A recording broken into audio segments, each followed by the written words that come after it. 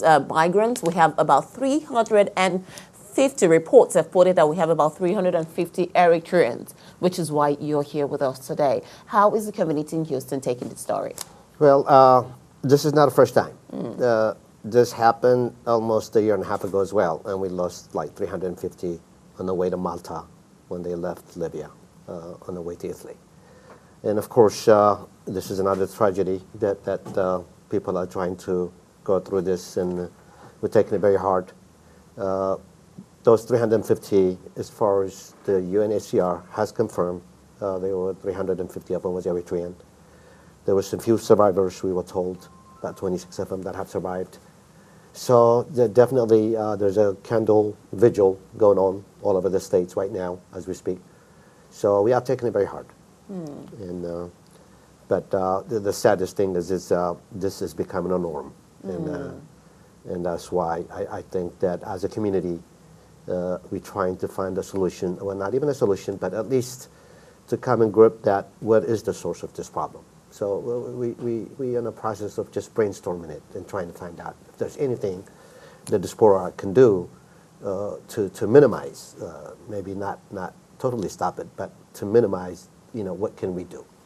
Okay, I think this issue of migration and immigrants is an issue that many scholars have described as the push and the pull factor, where you have the host countries or the countries where people want to go to advertising to say everything on this side of the Atlantic, it's green here, and on the other side, it's not.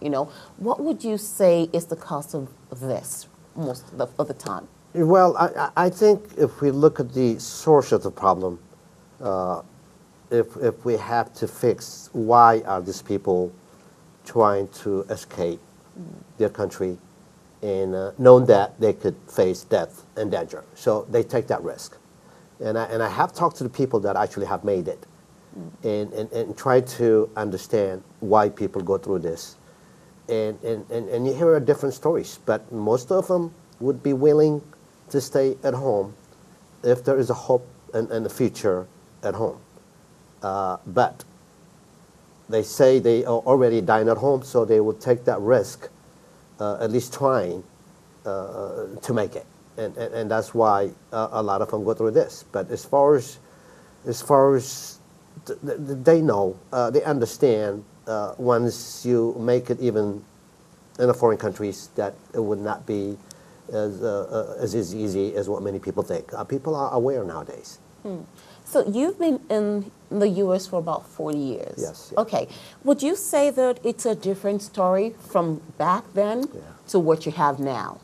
Oh, definitely. 40 years ago, that's why I really think that Africa, it's just going. When I left, I was about 17 years old.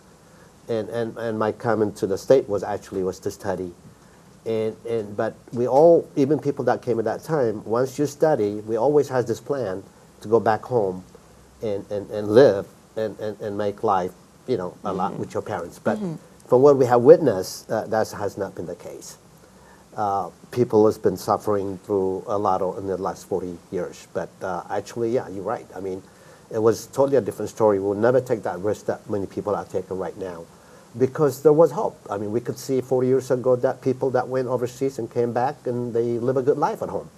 So that's the kind of thing that we had, but you don't see that anymore. And that's why everybody's leaving. And the question is, what do you think has contributed to that disappearing line for the hope that people saw way back then and what's available now? Yeah, I mean, if I would have to kind of analyze it and see, everything starts at home.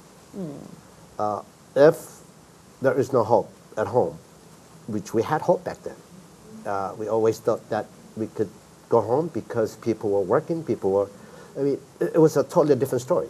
So now what we see is people that have lost hope because of the oppression, because of the government, because of for different reasons, they just cannot live there anymore. And that's why you see all these migrations.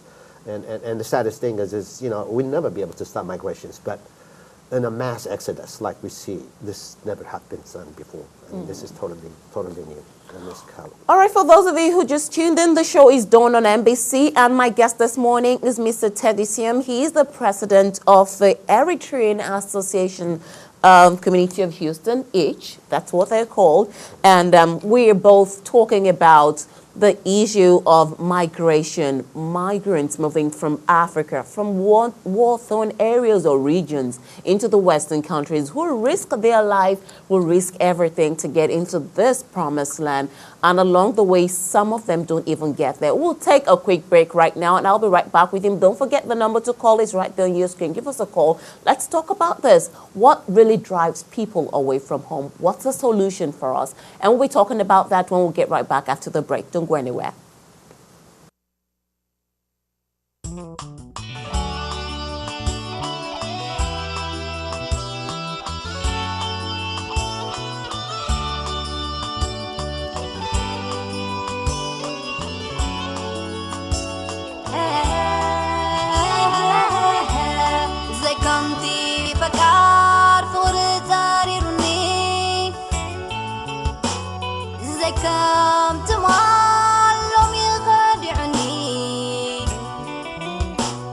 زكمتي مستير حقنيا فوري امنات قوليلوني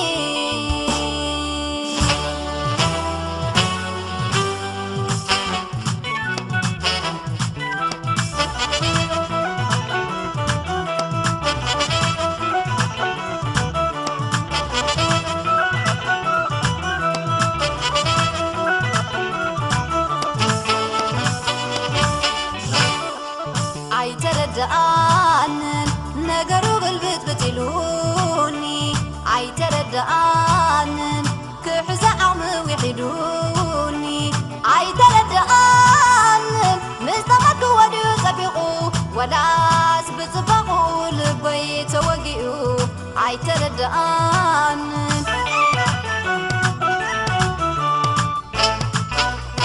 ኣይተረዳኣንን ነገሩ ግልብት ብትሉኒ ኣይተረዳኣንን ክሕዛ ዓቕሚ ይሒዱኒ ኣይተረዳኣንን ምስ ተመዱ ወዲኡ ፀቢቑ ወላስ ብፅባቑ ልበይ ተወጊኡ ኣይተረዳኣንን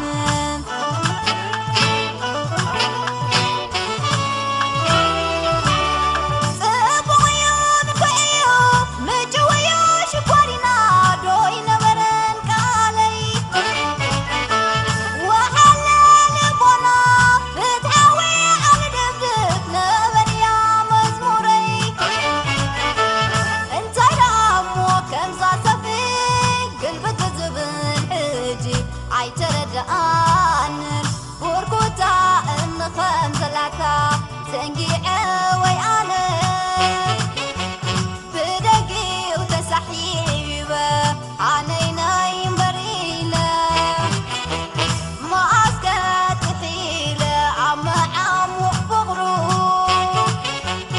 እጅ ኣቕሊበሉ ኣነይ ነይ ተምዃኑ ልባው ፍረዩ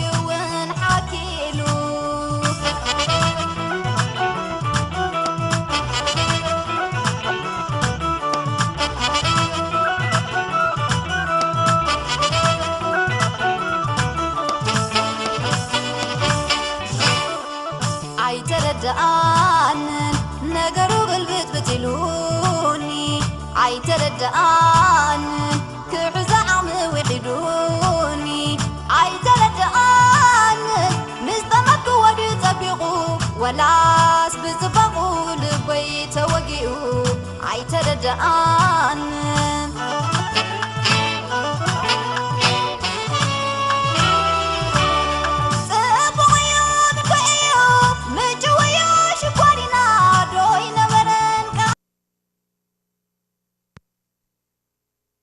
For musical video all the way from our brothers and sisters in Eritrea, and we're playing that for you so that you could have a feel of how beautiful these people are. And I'm still with Mr. Teddy Siem, the president of the Eritrean Community of Houston, and still talking about And after this, we'll be moving into another issue that affects all of us again. But let's just wrap up on this. What's the community in Houston planning? What are they doing? What are some of the activities put together to help alleviate some of the sufferings back home? Right. Well, the community, and by the way, there's close to about 5,000 Eritreans that lives in Houston. And half of them actually arrived, I would say, in the last 5 to 10 years. So what we try to do with the community is, of course, once they get here, we try to reach them, try to help them out, try to see if they can get some kind of language barrier by setting up some English schools and that kind of matter. And then, of course, to make them feel at home here, that they have, went through so many problems trying to get here. Once they get here, at least trying to help them out, especially people that's been here long enough that can understand them and trying to help them out with any kind of they will face once they get here as well. Because settlement is not that easy. It's not, yes. So what other activities do you have for people back home? Like, okay, do you put together fundraisers or, ways to alleviate some of the sufferings home? Well, basically, I think the community, one thing that is doing here is, of course, there's a national, May 24th, is, by the way, Eritrean Independence Day from Ethiopia. So we are having celebrations just to get them to feel, everybody, that even though we are so far away from home, we can still live here as almost like as we've been back home. So as far as to become a voice of the voiceless, to trying to help people that are back home, our message is definitely something that they cannot do there because of certain things that they cannot say or express their things. We trying to be a voice for them outside of the country. Okay. All right, so let's move away slightly from the capsized boats, and let's talk about the ongoing xenophobic attack in South Africa. And that's another issue that's a bit torching. It's a bit sickening to know that, and this has happened over and over in South Africa, from the apartheid up until 2008, 2011, and 2015, where, the black on black killings. Yeah. What's your view on this? Well, it's wrong. I'm sure you would think that, especially after the legacy of Mandela.